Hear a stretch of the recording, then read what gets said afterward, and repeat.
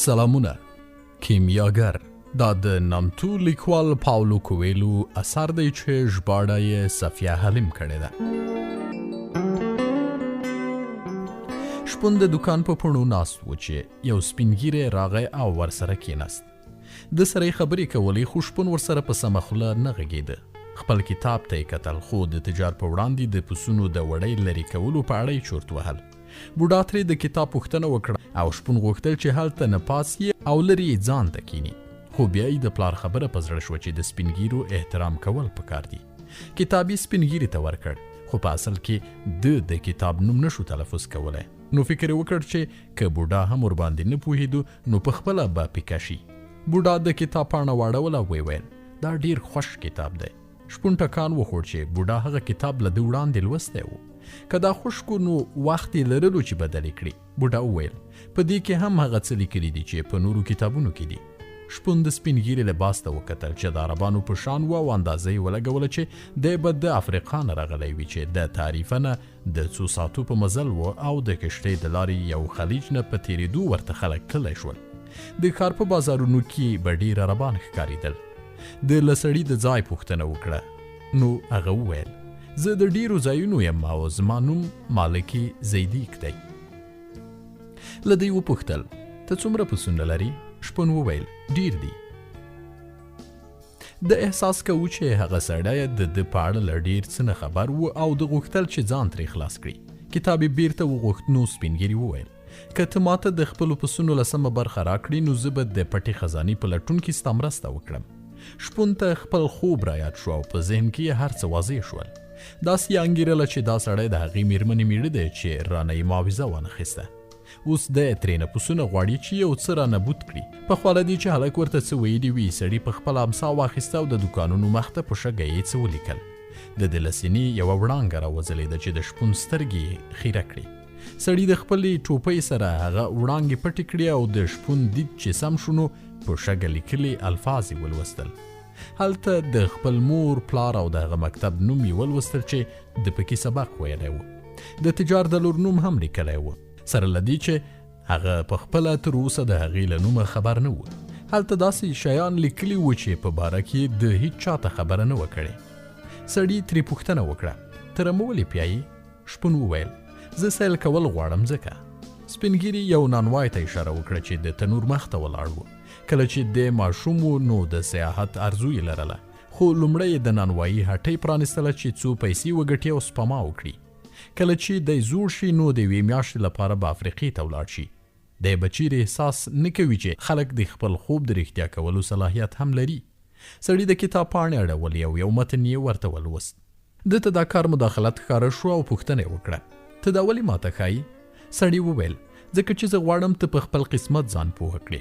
که غواړي چې د خزانې په اړه درته څه ووایم نو سبا په دې وخت راته د خپلې رمې لسمه برخه راکړه. بیا دا سړی د بازار په یو ګوټ پیر کې ورک شو. شپون بیا د کتاب په لوستلو بوخت شو خو اوس یې فکر بل ځای و. دی نانوایي ته ولاړ او یوه ډوډۍ ترې واخیسته. د ډوډۍ په خوړلو دې کار کې وګرځېد او هغې ودانۍ ته ورسېد چې په یوه کړکۍ کې خلکو افریقې ته د تلو لپاره ټیکټونه اخیستل. د څه وخت هلته ولاړو او سوچ یې کوو چې که یو پسه خرڅ کړي نو افریقې ته تلی شي. بیا د خپلو پسونو پر لور د تللو لپاره په لاره روان شو. کله چې دی د کار د لرغونې ماڼۍ څنګ نه تېرېده نو د ډبرو جوړ په هغو پوڼیو وختلو چې بره دیوال ته ختلې وې. یو چا ورته ویلي و چې له دې پوڼیو د سمندر نه ور اخوا د افریقې ځمکه ښکارېده. دی هم اورېدلي و چې یو وخت عرب قبایلو ټوله هسپانیه نیولې وه. پاس له دې دیواله هغه ټول ښار لیدل کېدلی شو. هغه وخت باد د ده په مخ ولګېد. دې باد ته به خلکو لیوانتر ویل چې د شمالي افریقې مسلمانان ورسره راغلي وه. هغه چورت وهل چې د پسونو سره پاتې شي او که خزانې پسې ولاړ شي. یو هغه څه و چې دی ورسره اشنا و د بل ارمان یې لرلو. بیا یې ځان ته وویل ما خپل مور پلار پرېښودل او هغوی به اوس عادت شوي وي. زما پسونه به هم بې له ما عادت شي. په بله ورځ د شپږ پسونه له ځان سره کړل او هم هغه دوکان ته ولاړ شي. مخې ته یې د سپینګیري سره لیدل. هغه ته یې وویل زه حیران یم چې زما ملګري رانه ټول پسونه وپلورل او ویل چې د ده رمه ساتل خوښېده. سپینګیري وویل همدغسې کېږي. دې ته د حمایت اصول وایي چې یو څوک درته د بریالیتوب لاره هواروي. بیا هغه پسونه معاینه کړه. یو پسه پکې ګوډ و خو هلک ورته ویل چې دا د دې عیب نه دی ځکه دا په ټوله رمه کې هوښیاره وه او ډېره وړۍ به یې کوله. سړي د خزانې په اړه ورته وویل چې دا د مصر د اهرامونو سره نږدې ده او د دې په لټون په هر یو شګون ځان خبروي. داسې شګون به په لاره درته ښکاره کیږي. په دې وخت کې یوه لولکۍ یا پرپرکې یا بوراد د دې ترمنځ پالوت شوه. دته د خپل نیکه خبره را په زړه شوه چې کله یو پتنګ پرپرکۍ یا چرچرۍ ستاسو په منځ کې راشي نو دا ښه شګون وي. سپین ږیري وویل ستا نیکه رښتیا ویلي دي، دا ښه شګون وي. شپون حیران شو چې هغه څنګه د زړه په خبره پوه شو. سپین ږیري خپله قبا ورته پرانیسته نو دی لا نور حیران شو. د په سینه د سرو زرو یوه تخته ځوړنده وه چې ورباندې په الماسو ډبرو څه لیکلي وه. هم د دې تختې ځلا هغه پرون لیدلې وه. هغه سړي په تخته کې لګېدلي دوه کاڼي رابېل کړل چې یو یې سپین او بل تور وه. دا ډبرې یوریم او تومیم نومیږي. توره ډبره د مثبت یا د هو معنا ورکوي او سپینه د منفي یا د نه. کله چې ته په شګون پوه نه شي نو دا ډبرې به در سره مرسته وکړي، خو یاد لره چې خپلې فیصلې به پخپله کوي. شپون هغه ډبرې خپلې کڅوړې کې کېښودې نو سړي ورته وویل دا مه هېروه چې د هرې پیښې سره به ته یو وار مخ کېږې او د دې معنا به دا وي چې نور به هغسې نه کېږي. د شګون ژبه یاد وساته او تر ټولو مهمه دا چې تر وروستۍ نتیجې خپل برخلیک مه هېروه. یوه کیسه یې ورته وکړه چې د خزانې لټون سره سره د خدای پاک د ښکلې نړۍ ننداره دې هم وکړي. شپون چې د افریقا بندري ښار طنجه یا تنجیر ته ورسید نو هلته په یوې شرابخانې کې کېناست او خلکو ته ځیر شو. سړو چلمونه څکول، ښځې په ډلو کې ګرځېدې خو مخونه یې پټ وو. په مینارونو کې اذانونه وو او خلکو په ګډه پر ځمکه سجدې لګولې. دته دا هر څه عجیبه ښکارېدل خو پر دې خفه و چې په عربي ژبې نه پوهېده. چورتي وهل چې د دې ژبې نه پوهېدل به تر مصر د سفر اوږد کړي. د پسونو په خرڅولو د ده کڅوړه اوس د پیسو ډکه وه او زړه یې جوړ و چې دی به چیرې یوازې نه وي. کله چې دی د پسونو سره ګرځېده نو د ځمکې او د اسمان په مشاهده او د لارې د موندلو هنري زده کړی و. په دې خبرو چې د مارغه شتوالی ښایي چې په همغه ځمکه به مار وي او چیرته چې بوټي وي نو اوبه ورسره نږدې وي. د له پسونو ډېر څه زده کړي وه. د ترخو چایو نه یې ګوټ وکړ نو یو چا ترې په هسپانوي ژبې پوښتنه وکړه ته څوک یې؟ دی آرام شو او هغه عرب ته یې وکتل چې ږیره یې خریلې او دریشي یې کړې وه. دی د هغه ښار اوسېدونکی ښکارېده. سړی ورسره کېناست نو چای راغوښتی او خبرې پیل کړې. د شپون نیت و چې ده ته د خزانې په اړه ووایي خو بیا یې ژبه ونیوله چې هسې دی هم رانه لسمه برخه پکې وغواړي. ورته یې وویل چې دی د مصر اهرام لیدل غواړي. عرب ترې پوښتنه وکړه چې د هغې لپاره خو ډېرې پیسې پکار دي، ته دومره سرمایه لرې؟ شپون ته دا پوښتنه عجیبه ښکارېده خو بیا یې د سپین ږیري خبره رایاده شوه چې کله ته په رښتیا یو څه غواړي نو د نړۍ هر شی د دې په ترلاسه کولو کې در سره مرسته کوي. د واسکټ نه د پیسو کڅوړه راویسته او هغه سړي ته یې ښکاره کړه. هغه وخت د شرابخانې خاوند د دوی خبرې په غور اورېدې. د پیسو د کڅوړې په لیدو هغه هم د دوی میز ته راغی او د هغه بل سړي سره یې په عربي ژبه خبرې وکړې. دی یو څه په قهر و. هغه کس ورته وویل دی غواړي چې موږ له دې ځایه ووځو. شپون د مشروباتو د پیسو ورکولو هڅه وکړه نو د شرابخانې خاوند دی له مټو ونیو او په قهر یې ورته څه وویل.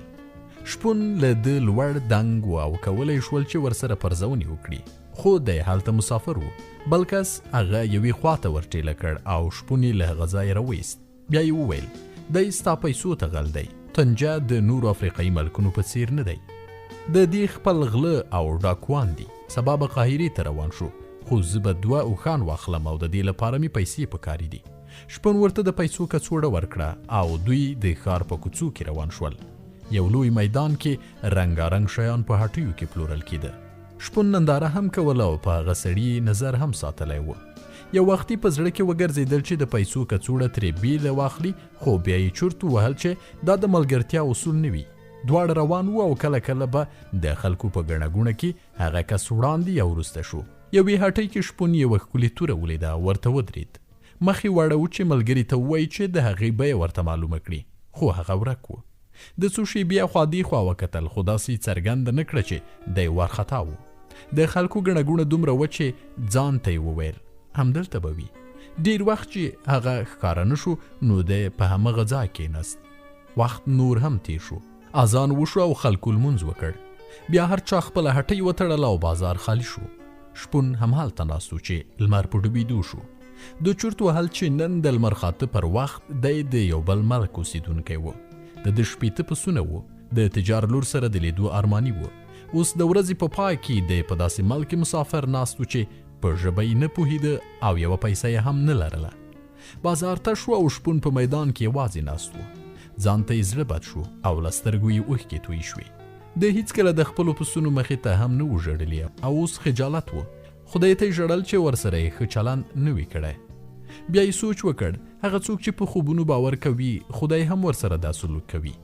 د خپله کڅوړه پرانسته چې که پکې د بیړۍ د خواړو نه پاتې ډوډۍ یوه ټوټه پرته وي، خو هلته د واسکټ، کتاب او د سپین ږیري لخوا 2 ډبرې ایښې وې.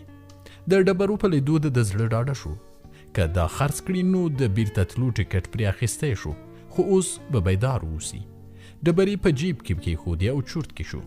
د شرابخانې خاوند ورته په عربي کې خبرداری ورکړو چې هغه سړی غل و. د په جیب کې په ډبرو لاس وهل داسې لکه چې دا یوه خزانه وه.